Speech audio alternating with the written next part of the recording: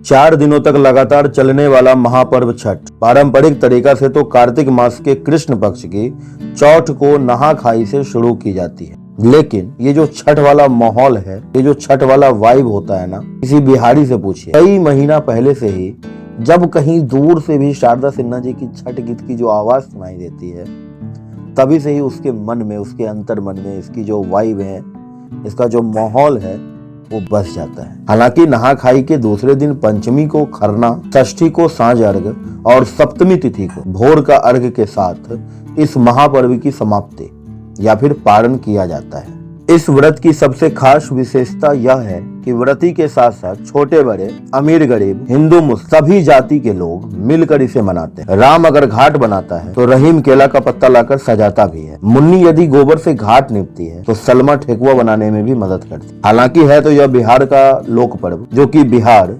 उत्तर प्रदेश एवं भारत के अन्य जगहों पर, और यह कहना कहीं से भी गलत ना होगा कि पूरे विश्व में छठ पर्व को बहुत ही आदर और सम्मान की नजरों से देखा व समझा जाता है। छठ का जब गीत बजता है, वो भी शारदा सिन्हा जी के, कोई भी बिहारी ऐसा ना होगा जिसे घर की याद नहीं आती होगी। अरे छुट्टी न मिलने पर जॉब तक छोड़ देने वाला जुनून, ये है छठ।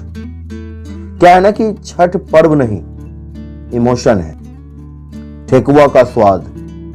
अरे बिहारी छोड़ो, जिसने भी एक बार चख लिया तो वो हर वापिस आने वाले बिहारियों से ठेकुआ लाने को जरूर कहता है। हाँ, छठ पूरी दुनिया में एकमात्र ऐसा पर्व है जिसे मनाया नहीं, अपने भीतर समेटा जाता है। इसकी यादें, घाट पर सबका जाना, भोर का अर्घ के लिए आधी रात को नहाना, कपकपाते हुए नए नए कपड़े पहनना, इस पर्व में कोई भेदभाव नहीं, कोई मंत्र उच्चारण नहीं, न कोई कथा, न कोई विधि व्यवहार का बंधन।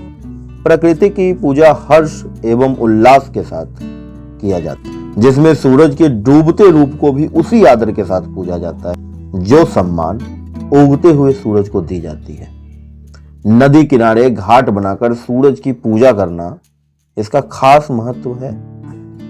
और यदि वैज्ञानिक दृष्टिकोण से देखें तो छठ से पहले बिहार के ज्यादातर क्षेत्रों में बाढ़ आती है, जिससे नदी के घाट व किनारों पर बसे गांवों में गंदगी फैल जाती है।